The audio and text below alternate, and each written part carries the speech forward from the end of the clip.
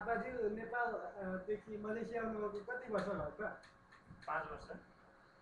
5 वर्ष भइसक्यो है।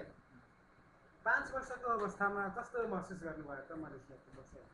मलेसिया बस्दै भन्नु पनि हो, ठिकै छ, यहाँको मौसम राम्रै छ होइन र?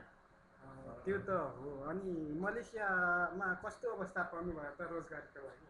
मलेसिया यसरी त भन्नुपर्दा खासै राम्रो त केही पनि छैन, त्यही पनि आफ्नो बाध्यताले गर्दा हरेक चिज राम्रो मान्नुपर्ने स्थिति चाहिँ अरू केही छैन।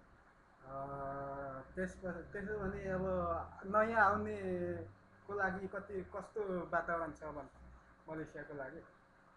ठिकै छ भन्नुपर्दा अरू केही छैन, ठिकै छ।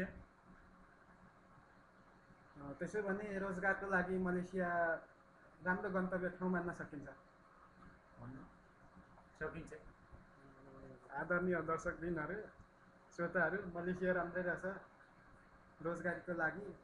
त्यसैले आउनु होला मलेसिया रोजगारको लागि। धन्यवाद। धन्यवाद।